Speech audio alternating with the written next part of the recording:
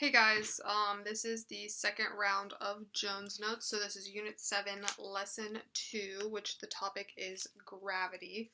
Not a huge lesson, but a very important lesson. So here we go. So as we said in Lesson 1, gravity is one of those fancy non-contact forces called a field.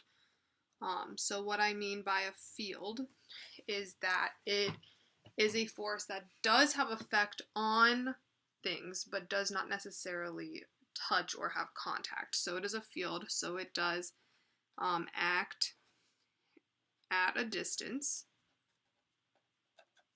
Okay, so as you guys know right now, you are being impacted by gravity. Gravity is not actually touching you, but it is indeed very much so affecting you. There are two things that gravity depends on. So gravity depends on these two things. So without these two things, gravity would change. So it is affected by the mass and the distance between two things. Okay, so mass and distance.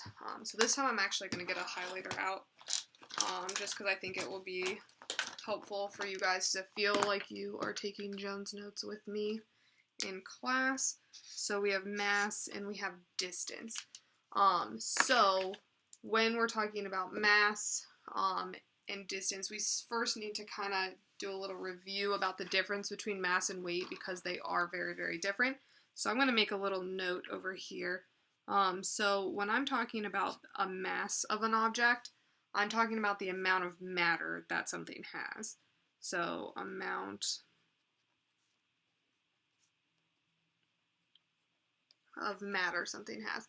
Where when I'm talking about weight, so your weight, your dog's weight, that is really just the amount of gravity.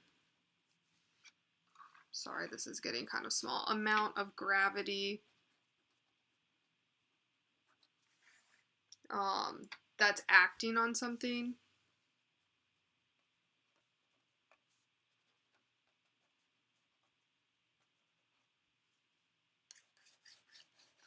Okay, so that's just a little side note there. The difference between mass and weight would be that amount of matter and weight. So, for example, if you were to hypothetically teleport from the Earth to the moon, in that moment, your mass would not change, but your weight would. Your weight would actually decrease because the gravitational field or the gravitational pull on the moon is significantly less, so your weight would actually be lower. If you went somewhere that had a stronger gravity, your weight would increase.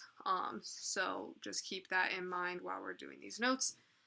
So when I'm talking about mass, if I want a stronger gravity, where we're looking at a stronger gravity, that would mean a larger mass. Where when I'm looking at for a stronger gravity in terms of distance, I would want a shorter distance between objects.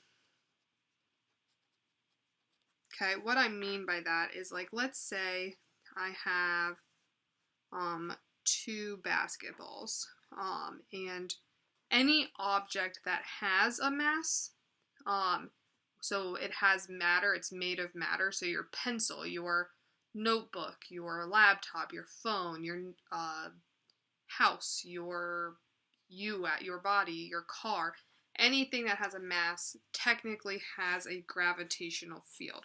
So if I have two basketballs and the distance between them is, let's say, 10 meters, and then this is obviously a very not drawn to scale drawing, so hang in there. And let's say I changed it to being two basketballs being 20 meters apart, I just decreased that gravity. I decreased their gravitational force between the two basketballs. So that would be an example of this distance thing.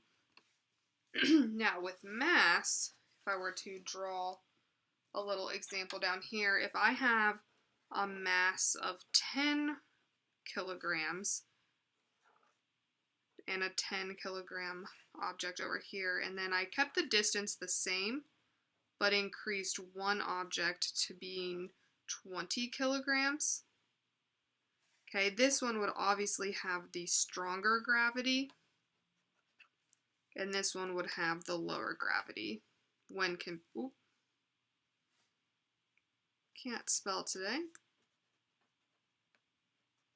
Okay, when compared to each other.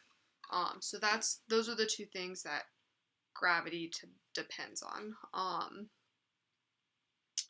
So looking at that, we also would then basically assume that any object that is larger and closer together would obviously have the strongest gravitational pull that there is.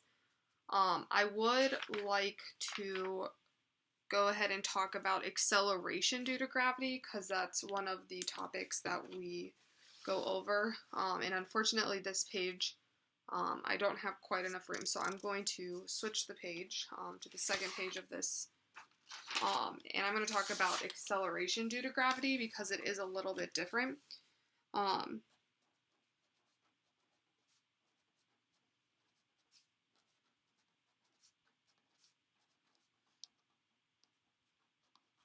Now, when I talk about acceleration due to gravity, that means how fast an object's speed would change, which is acceleration, because of gravity. So I'm going to use kind of a silly example here.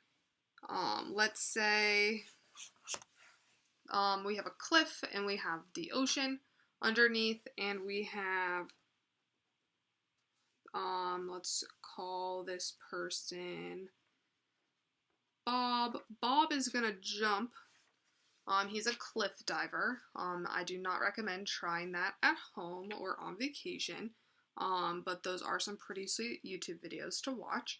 Bob is going to be starting here at the speed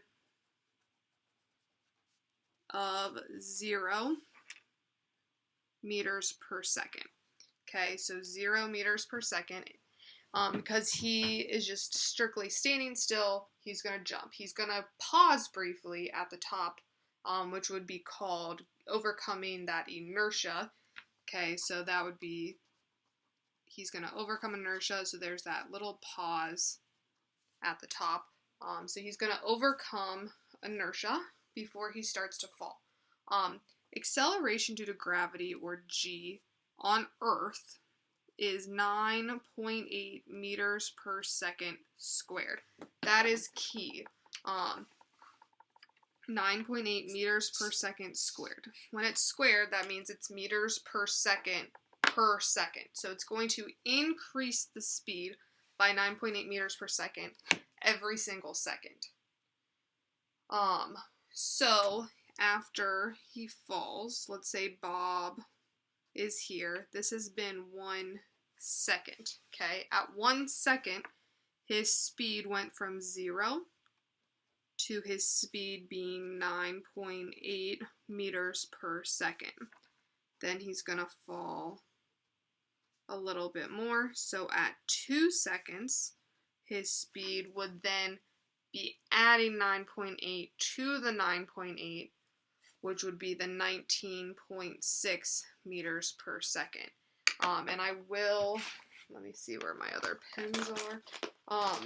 I will take note that from here to here, you're going to add that 9.8 meters per second every second. So every second that goes by, his speed is going to be accelerating or changing by 9.8. So we're just going to keep adding. So we're going to do one more. We'll say it takes him about 3 seconds to hit the water.